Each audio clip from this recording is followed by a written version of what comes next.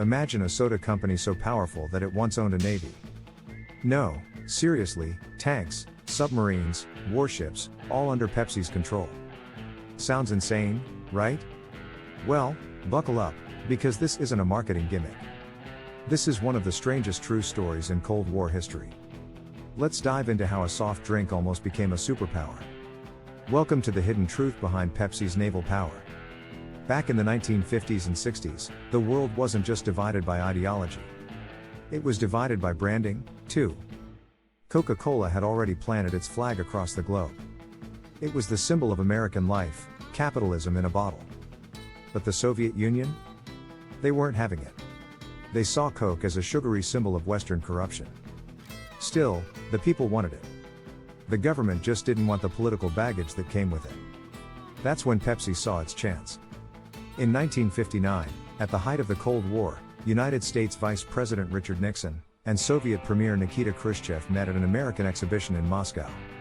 Among all the displays of technology and modern living, one thing stood out: a booth offering ice-cold Pepsi. Nixon handed Khrushchev a glass. The Soviet leader took a sip and smiled. That moment would literally change Pepsi's future.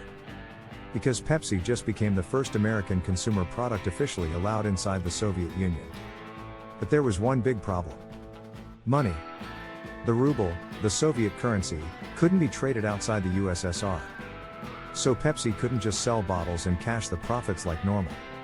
Instead, they came up with an ingenious, and slightly bizarre, deal. The Soviets would pay Pepsi, in vodka. Specifically, Stolichnaya vodka. Pepsi would sell the vodka in America, and that's how they made their profit. It was a trade that actually worked pretty well for a while. But fast forward a couple decades, and the Cold War was still in full swing. Pepsi wanted to expand. They wanted more factories, more market control, and a stronger foothold in the USSR. But by the late 1980s, the vodka for Pepsi exchange just wasn't enough to cover the massive cost of the deal anymore. So, what do you do when you're a cash-strapped communist country with no convertible currency? You pay in something else you do have plenty of, that would be military hardware. Yep. The Soviet Union literally offered Pepsi ships and submarines in exchange for soda. We're talking a real fleet, 17 submarines, a cruiser, a frigate, and a destroyer. All handed over to Pepsi in 1989. For a short, bizarre period, Pepsi actually became the 6th largest naval power in the world.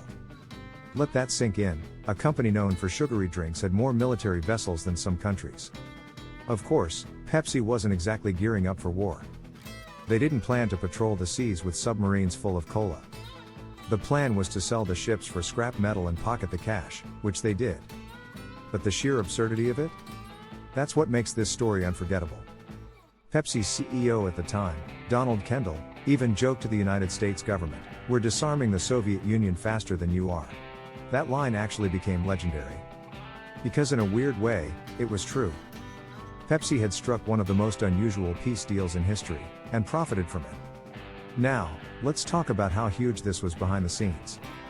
The agreement between PepsiCo and the USSR was worth billions. Billions, in the middle of the Cold War. It was a massive symbol of soft diplomacy, showing that even bitter enemies could trade, as long as the deal was sweet enough. By 1990, Pepsi was everywhere in the Soviet Union. It was in kiosks, train stations, and even propaganda photos, a drink of modernity, of Western dreams. And for a moment, it looked like Pepsi might just outsmart Coca-Cola in the biggest market on earth. But here's the twist. History, and capitalism, had other plans. When the Soviet Union collapsed in 1991, Pepsi's empire crumbled with it. Their entire business was built on trade deals with a government that no longer existed. Suddenly, the ruble became worthless, vodka exports slowed, and Coca-Cola swooped in. Coke quickly established itself in the newly opened markets of Russia and Eastern Europe, while Pepsi struggled to regain its footing. Pepsi had been first, but being first doesn't always mean staying on top. Still, that naval deal left an unbelievable legacy. It was more than just a quirky trade, it was a symbol of how creative, and desperate, global business could get during the Cold War. Think about it, 2 nuclear superpowers locked in an ideological battle. And one American soda company bridges the gap using submarines and vodka. It's the kind of story that sounds made up, but it's absolutely true. Now, You might be wondering, what happened to all those submarines? Well, Pepsi didn't keep them, of course. They sold the entire fleet to a Swedish company for scrap metal. That move not only made a profit but also kept Pepsi out of the business of international arms, probably for the best. But still, for that brief moment in 1989, Pepsi could have technically declared war, and had the ships to back it up. Can you imagine, the Great Soda War of 1989? Pepsi versus Coke, fought with submarines and missiles. Thankfully, it never came to that. Here's another fun twist most people don't know: this deal didn't just affect Pepsi. It also impacted Coca-Cola's strategy. When Coke saw Pepsi's dominance in the USSR, they realized they had to move fast. So they doubled down on Asia, South America, and eventually Eastern Europe after the fall of the Soviet Union. It pushed both companies into a global arms race of marketing. The Cola Wars went global. In a weird way, Pepsi's Soviet fleet became a turning point in modern marketing history. It showed that being daring, even a little crazy, could make headlines that last for decades. But it also showed the risks of tying your success to politics. Because when governments fall, so do your profits. After the USSR collapsed, Pepsi tried to hold on to its presence in Russia, but the chaos of the 1990s hit hard. Factories shut down. Inflation skyrocketed. And Coca-Cola, with its massive global infrastructure, was ready to take over. Pepsi eventually bounced back, of course, but that golden moment, when it was literally trading soda for submarines, became a piece of Cold War legend. Now, here's something that often gets overlooked: this whole bizarre exchange said something powerful about the world at the time. The Cold War wasn't just fought with bombs or spies, it was fought with culture, ideas, and consumer goods. Pepsi wasn't just a drink. It was an idea, the taste of freedom, of the West, of everything the Soviet people weren't supposed to have.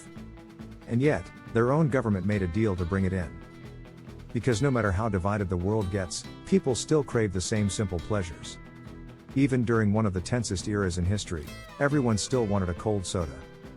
By the way, this story doesn't end with Pepsi's submarines. The company kept pushing for influence around the world. Even today, it's still one of the top brands in Russia and Eastern Europe.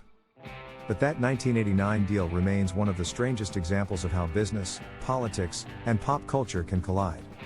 A company founded on bubbles and sugar once wielded more military might than many nations. That's not just wild, it's iconic. So next time you open a can of Pepsi, take a second to think about this. That fizz you're hearing once echoed through Cold War submarines. It's the sound of one of the weirdest, boldest business deals in history. A moment when soda pop met geopolitics and actually won. Crazy, right?